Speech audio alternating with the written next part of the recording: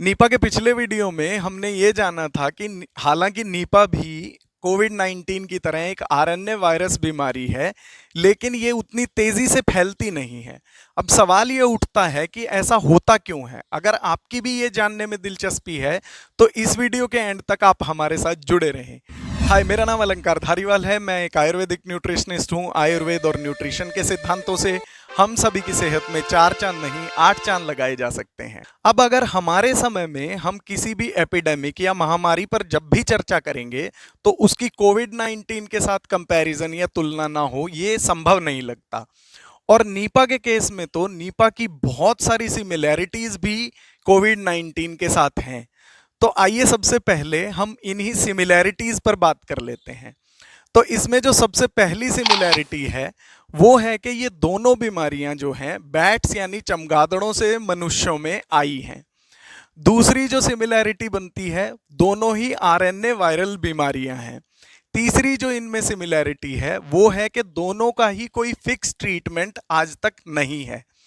अगर आप कोविड 19 के केस में रेमडेसिविर की बात करेंगे तो वो भी स्टैंडर्ड ट्रीटमेंट के रूप में अब तक मान्य नहीं है। अब अगर हम चौथी सिमिलैरिटी की बात करें तो वो इनके डायग्नोसिस को लेकर है कि दोनों बीमारियों का पता आरटी-पीसीआर टेस्ट से ही चलता है।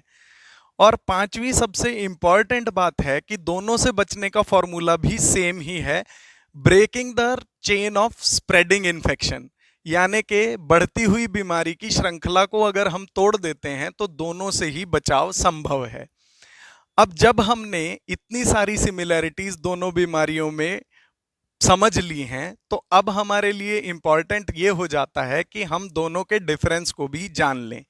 तो आइए अब बात इसी पर करते हैं। अब अगर हम इन दोनों बीमारियों के पहले डिफरेंस की बात करते हैं तो वो इनके सिम्टम्स को लेकर ही होगा, जिसमें कि कोविड 19 में वायरस के अंदर रोज रोज नए नए म्यूटेशंस होते रहते हैं, जिसकी वजह से उसके सिम्टम्स भी रोज रोज बदलते रहते हैं। लेकिन मेनली जो उसके सिम्टम्स हैं, जिसमें फीवर, लॉस ऑफ टेस्ट और लॉस ऑफ स्मेल जो है, वो लगभग हर वेरिएंट के साथ बने ही रहते हैं।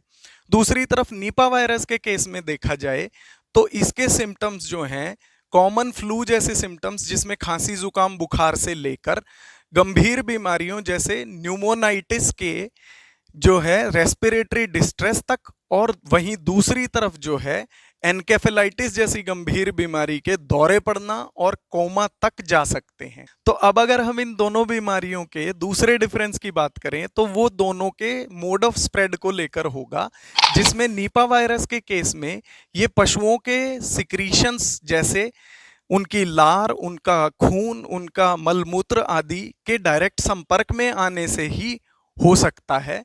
वहीं दूसरी तरफ जो कोविड 19 है वो ड्रॉपलेट इन्फेक्शन के थ्रू फैलने वाला एयरबॉर्न डिजीज है। अब अगर हम इन दोनों बीमारियों में अगले डिफरेंस की बात करें तो वो इनकी मृत्यु दर को लेकर होगा, जहां नीपा के केस में मृत्यु दर जो है 40 to 70% होती है, वहीं कोविड 19 के केस में ये सिर्फ 2 to 4% होती है।